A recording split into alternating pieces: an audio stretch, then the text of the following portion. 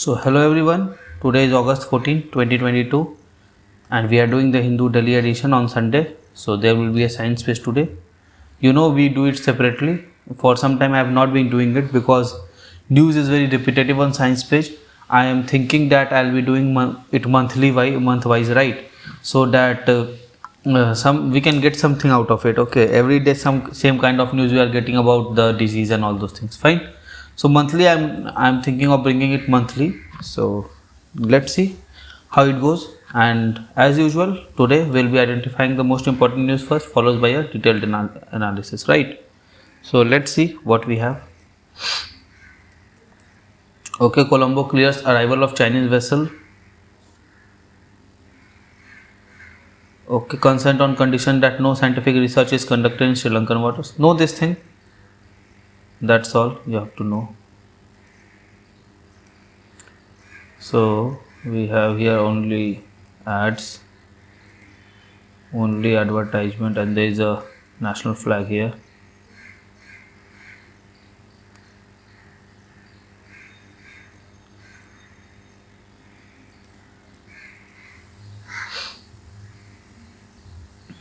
Okay, let's see here.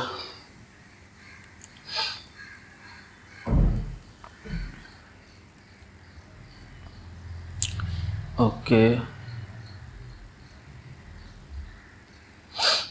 there's nothing here.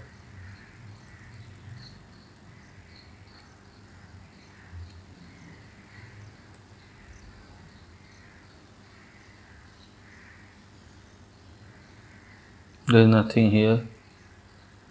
Okay, Sinha promises to wipe out terrorism from JNK. Manoj Sinha. Okay. Wankhede, opposition resolved to fight against. Okay. Okay.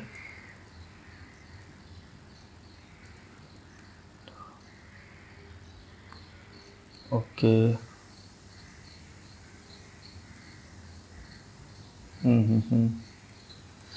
There's nothing here.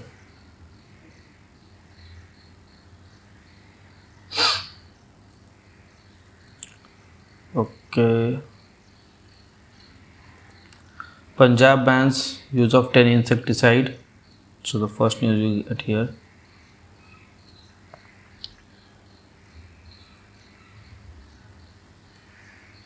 Okay.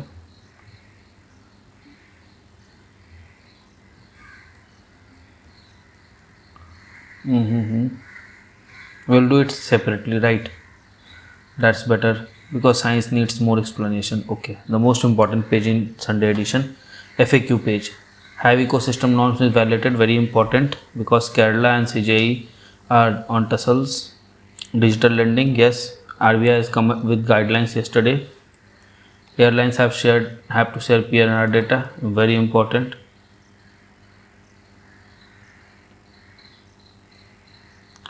What is threat from zoonotic diseases? Important, very important. The man whom are not required. Nothing here. Okay.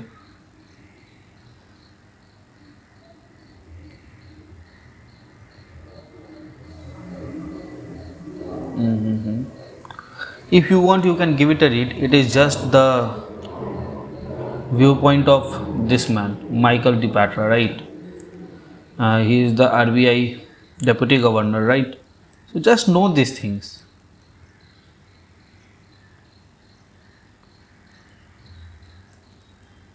Okay. So we are on the sports page now, right? Fine. So we are done identifying the most important news. Now let's go on and analyze the same. We had only 2 or 3 news today. One news was here. Punjab bans use of 10 insecticide, means banning of insecticide is in state subject, is a state subject. Okay. You have to interrelate things. High residue level in basmati rice. Oh my god. So the residue level is very high in basmati rice. Okay, I made report that several samples of basmati rice containing residue contain pesticides above the maximum residue level, a potential constraint in its export. Punjab government has decided to ban 10 out of these for 60 days from Friday. Okay, only for 60 days. State Agriculture and Welfare Department in its notification said state government believe that sale, stock, distribution and use of acephate, buprofezin, chlorpyrifos, methamidopause, propiconazole, thiamethoxam, profenofos, isoprotheolane, carbendazim and tricyclazole, okay, was not in interest of basmati rice growers. So these are the 12. Know these things, okay, don't remember, just know that these things are there that has been banned, because if the matter continues, a question regarding these things have been heard in news recently, what are these, 3-4 names will be given and you have to just identify them, okay. It is said that there is a risk of breaching of MRL fixed by the competent authority for basmati rice. Beside, Punjab Agricultural University has also recommended alternative agrochemical to control pest on basmati crop in Pune, in Punjab, pointing out the Punjab Rice Miller and Exporter Association also reported that several samples got tested by them contain residue value of these pesticides above MRL in basmati rice. The notification said that association had requested the ban of these agrochemical to state basmati rice producer to ensure its hassle-free export. Alternatively, it is said that insecticides are available in the market, it added.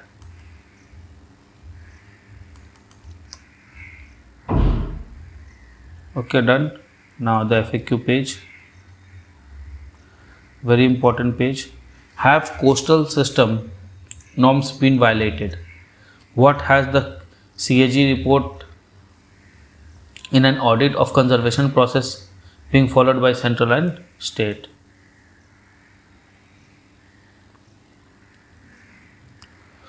This week, CAG of India tabled a report in Parliament on whether steps taken by Union Environment Ministry to conserve India's coastal ecosystem have been successful. The CAG frequently undertakes performance audit of government programs and ministries. Okay, so know this thing, CAGs take out performance audit. It is a known thing, but just remember this thing, of government programs and ministries. Okay, the latest report contains observation from an audit of conservation of coastal ecosystem 15 to 20. What are the central obligations?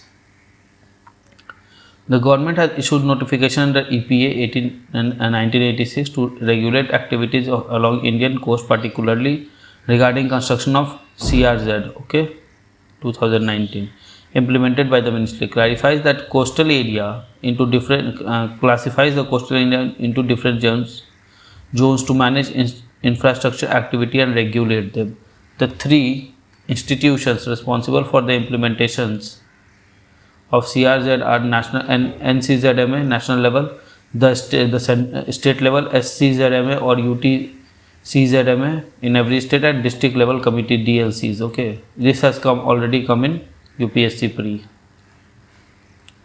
This thing has already come. Okay,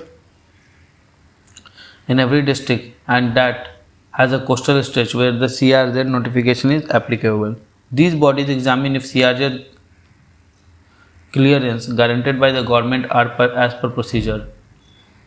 If project developers once given go ahead are complying with condition, and if the project development objective under the integrated coastal zone management program are successful. They also evaluate measures taken up by government towards achieving the target under SDGs. Okay. Why did CAG undertake this audit? The CAG has constitutional mandate to investigate and report on public funded program.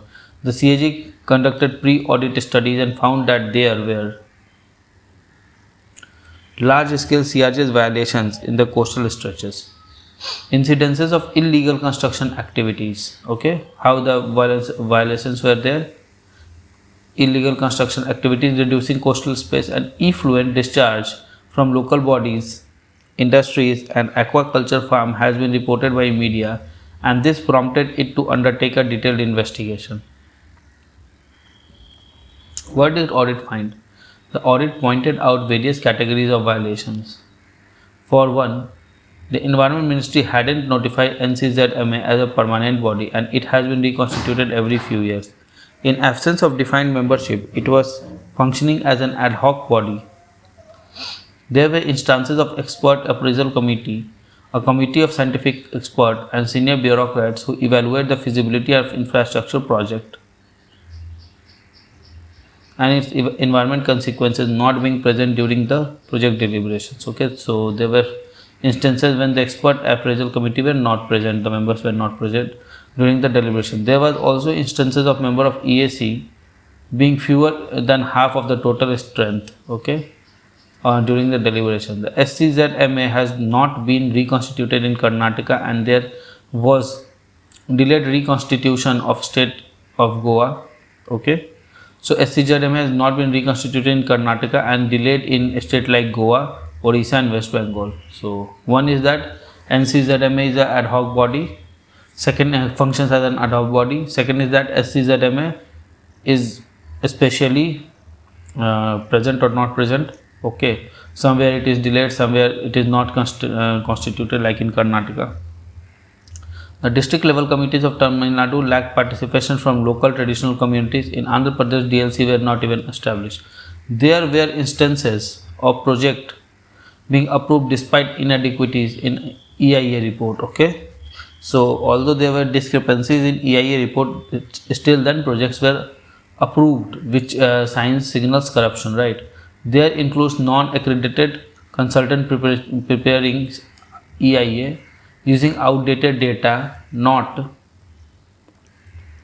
evaluating environmental impacts of the project, not appraising the disaster which project area was prone to, and so forth. Okay, so multi-level what we say, appraisal,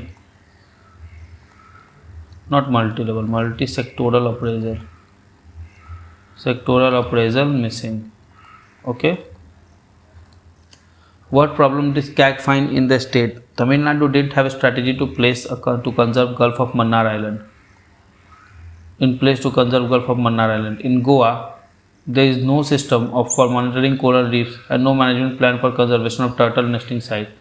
So these are the problems that CAG found. Okay, Gulf of Mannar, it's a national park also, it is in danger. Coral reefs of Goa, turtle nesting sites of Goa. Gujarat instrument procured to study physiochemical parameters of soil and waterway of inertial area of Kutch weren't used. Sea patrolling in Gahir Mata Sanctuary, you know this, it is very important. In Kendrapara, Odisha did not happen. A research laboratory at Dangmal, Kendrapara district, Odisha constructed in 2016 has not yet been made functional. There were no website to disseminate information relating to NCZMA, the CAG found, which is clear violation of mandate required by the authority. Fine, so there are a lot of violations as the CAG reports. What lies ahead? There are reports. These reports are placed before a standing committee of parliament which select those findings and recommendations that judge to be the most critical in public interest and arrange hearing on them. In case Environment Ministry is expected to explain omission pointed out by CAG to make amends. Okay, so these things are there. A very important article in present scenario, right? Expect a question in mains. Okay, on this, expect a question, not direct question, on ecosystem plus disaster management plus human activities. Okay, first part, and second part would be role of government. Okay, so here you have to write points. You know what, that what is how is ecosystem and disaster interconnected, something like that. So you have to write that how these two are interconnected. Role of government, you have to write schemes and policies. Okay, first. Second, you have to be critical of these schemes plus policy, and here you will point out this CAG report. Okay, on ESZ. Fine, and then you have to finally conclude by positive way forward, that although things have been not in place, but yes, parliamentary standing committee is looking after it, and we can expect that things will be now in place along with these other what we say suggestions taking into consensus, something like this you have to write. Okay, why will airline have to share PNR data? Okay, what are the pros and cons of customer wanting information on international travelers? How will the process work? The passenger name record (PNR) Information Regulation 2022 notified that Central Board of Indirect Taxes and Custom under Ministry of Finance requires airline mandatorily to provide the details of all international passengers on flight arriving into and departing from India to Custom Department. This is for preventing and prosecuting offences under the Customs Act related to smuggling of narcotics, gold, arms and ammunition that impacts national security. What is the process? Airline have to transfer the passenger name record information from the reservation system to the database of Custom Department. Okay, this includes details such as PNR, date of reservation, date of travel, credit card number, seat information, as well as changes to PNR. The Civic will set up database the National Custom Targeting Central Passenger to collect passenger information for risk analysis. Such data can also be sought by other law enforcement agency or government department of India or any other country.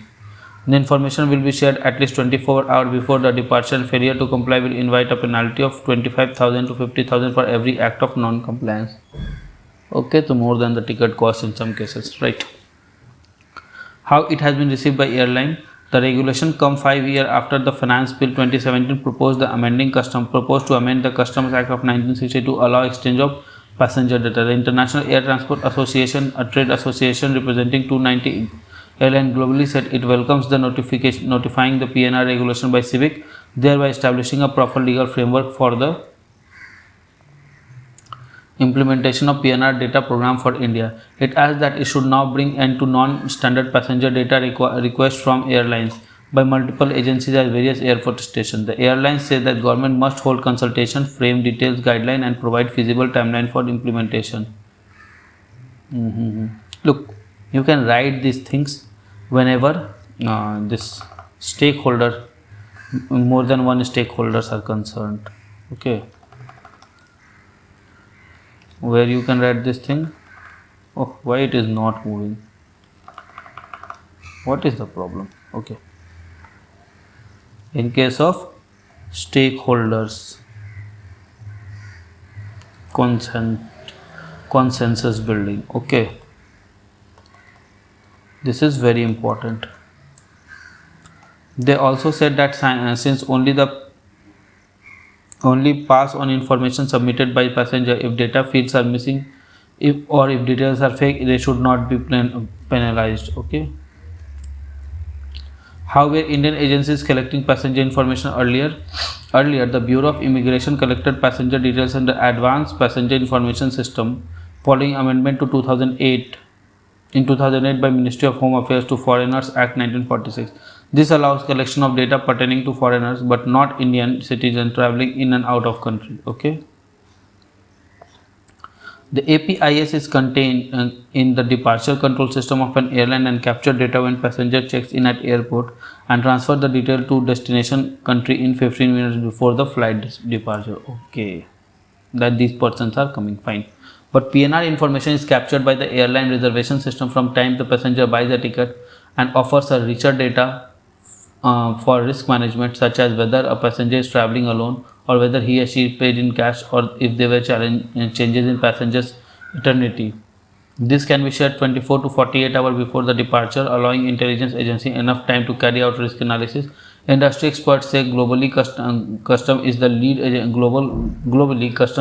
agency for collecting PNR related information and is better suited than immigration agencies because organized nature of crime and terrorist activities. Okay, what happens to privacy of passenger? Civic says that format of data exchange between airline and custom system is standard electronic message format endorsed jointly by World Custom Organization, International Civil Aviation Organization, IATA.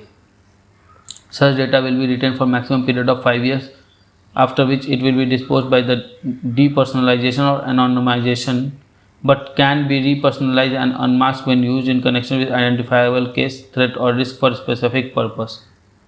Collecting data on everyone to then do an undetermined risk analysis rather than selecting few passengers is problematic. Anonymizing data is a big area of concern on two grounds. It raises question about type of anonymization, which can easily be reversed. Secondly, there needs to be a high barrier for permitting de-anonymization and has to be done only on very serious ground. Moreover, all of this happening when there is no line of sight of data protection law, and what happens to passenger if the data breaches says, okay, if the data is breached, fine. And okay, the center on August 3 withdraw the personal data bill 3 years after it was tabled in Lok Sabha. Fine. So these are the challenges or lacunas that we can see here. Fine. So this was a very enriching article. Now let's see the third article. What is the threat from zoonotic disease? You know zoonotic disease? Disease that can be transferred from animals to humans. Okay. So it circulates in animal and can be transferred to human. Is there a standard procedure to check and genome sequencing of for pathogen that passes from animals to human? Look, this is called zoonotic disease. You know there is a subject called zoology. Okay, zoology that we say. So zoo means animal and logy means subject. Okay, something like that. Zoonotic means that disease that can be transferred from animals to humans. There are many zoonotic disease, you know, something like coronavirus, monkeypox, AIDS was once, and then you have many others are there. Okay, new zoonotic virus that has evolved to infect human were identified in China on August 4. It was called Langia lavi, reported in patients in eastern China. What is the nature of Langia? In a letter published, a team of researchers from China and Singapore says, in our study, a newly identified Henipa virus of probable animal origin was associated with febrile illness, a finding that warrants further investigation to better understand associated human illness. The pathogen belongs to the Henipa virus family, closely associated with Nipah and Hendra virus. Okay, and was noticed to cause fever, respiratory symptom among 35 people in China. It was discovered during routine sentinel surveillance of patient who has fever and reported a recent history of exposure to animal in eastern China. It was identified as phylogenetically distinct Henipa virus. Okay, indicating its evolution after being identified in a throat swab sample from a patient.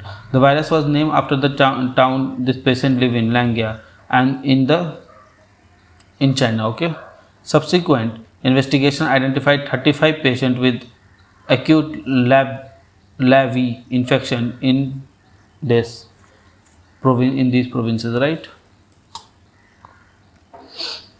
In all except 9, lab V was only pathogen isolated, indicating that no other infection was present.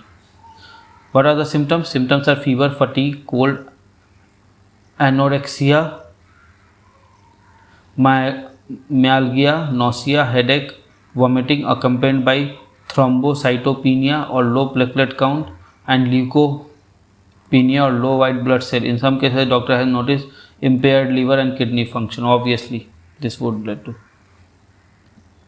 What are the animal origins of lamb V? To determine the source or animal origin of infection, since the patient, mostly farmer, revealed close exposure to animal before they fell sick, scientists draw blood from the farm animal and a small animal. The sero survey in animal revealed that shrews, rat-like rodents might be the reservoir.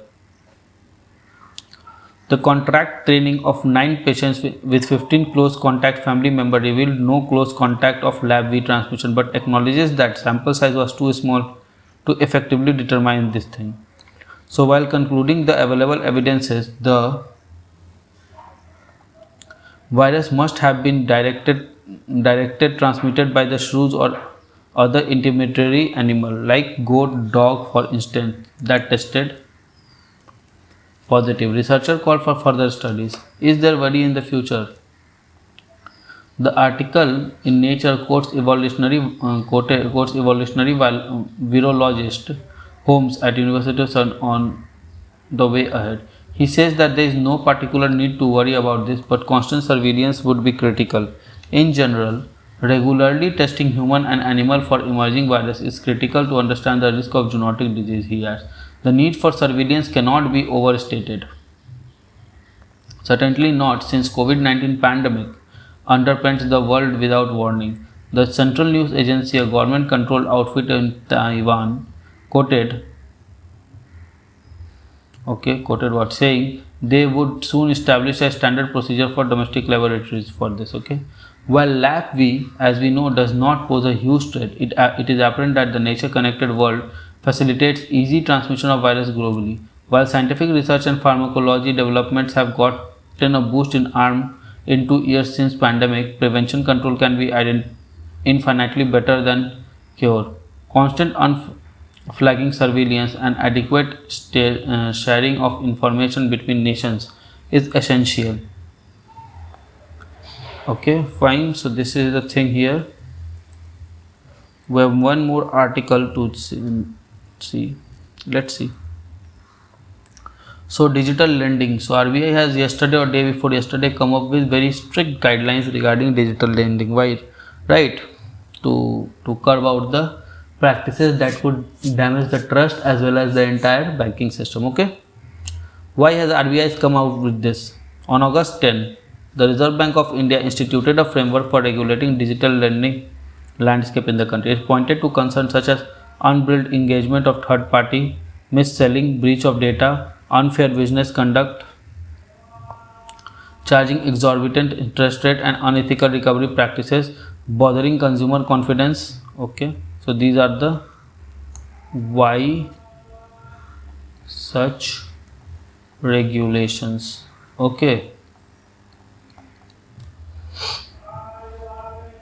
The latest set of regulations are based on recommendations of the working group on digital lending.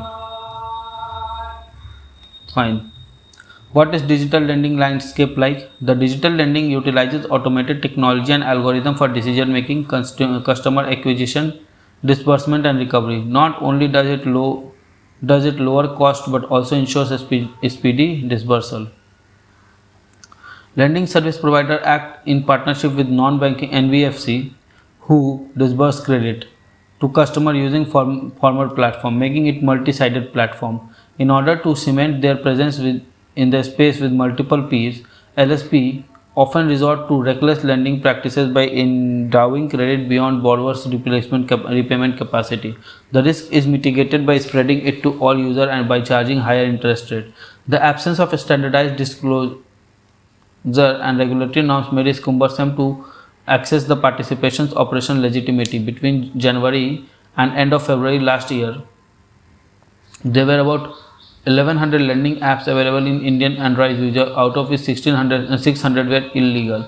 They were either unregulated by RBI or had NBFC partner with asset less than 1000 crore. The space is largely dominated by NBFC. Its customer particularly includes a small borrower without a document credit history and thus not served by traditional financial institutions. The product mix primarily imbibe on short-term loans, especially those which have shorter tenure of less than 30 days. So there are generally in general there are short-term loans. Right? What are the new regulations? The central premises is transparency. Lending must be carried out by entities that are either regulated by RBI or possess permission to operate under relevant law. Considering large-scale outsourcing in the industry, this would also help address regulatory arbitrage. The RBI mandated that all loan disbursals and payments are to be executed directly between the bank account of the borrower and the entity, eliminating the involvement of LSP nodal passing through the account. Henceforth, Before executing the contract, lender will have to inform the borrower in a standardized format about all fees charged as well as the annual percent rate. Fine. The latter refers to the annual rate that is charged for borrowing in a loan and inclusive of processing fees, penalties of and all other charges associated with it. This would help the borrower to make better comparisons with industry peers. Further, LSP cannot raise the credit limit of customer without prior consent. Also, to address the need for deduction resolution framework, entities will have to appoint grievance redressal officer. The ecosystem would also fall under purview of RBI integrated ombudsman scheme and should the complaint not resolve within 30 days of receipt. Okay. What data have to be regulated? Yes, all data collected by the app should be niche based and must be prior and explicit consent of the borrower. User cannot revoke previous granted consent. The information to be collected must be stated in the privacy policy during the enrollment, which we never read. Okay, so you must read it so that you know which information is necessary, which is not, and for which the consent can be good or bad, right? Considering the multi-sided nature of the business, RBI has put forth the user consent would be mandatory for sharing any personal information with third party. This regulation will also address concern emanating from tech firms. They are known as leverage their existing user from non-financial business to offer more suitable financial service, which may involve third party and vice versa. What are fintech companies? Companies that are primarily tech-based service provider like e-commerce and others. Okay. What is the outlook for industry? The share of digital lending may be small at present, but given the scalability, they may soon become significant player. Okay. We will have to see what kind of changes the digital lender make to their operating models in light of new regulation, how it impacts the fees they charge, the speed of the disbursement, and how they continue to provide seamless experience to their customer. On the potential challenge rising from inflation, interest rates, and their impacts on credit growth in general, he said, with the economic activity reviving to a decent pace post-pandemic, our expectation of a GDP growth is 7.3% this fiscal. We expect demand for loans across the credit ecosystem to be higher in this fiscal. Okay, fine. So this is the thing. Yes, it is true that with increasing GDP and as economy gains pace, the requirement of credit will increase because customer spending will increase, right? So in that scenario, this regulation is a very good thing, right? Let's see what else is left. Okay, so with this we come to end of today's newspaper analysis. I hope you like it. If you like it, consider subscribing the channel, liking the content, commenting and sharing. With this I am taking part from you. Fine. So goodbye all, good luck, study hard and Jai Hind. So friends, I really hope that you like this video. If you like this video, give it a thumbs up and don't forget to subscribe our channel and share this video with your friend. Follow us on Telegram as well. Also, keep studying hard, keep following your dreams and keep tuned to our channel. Comment below for any suggestion. Till then, goodbye, good luck, keep studying hard.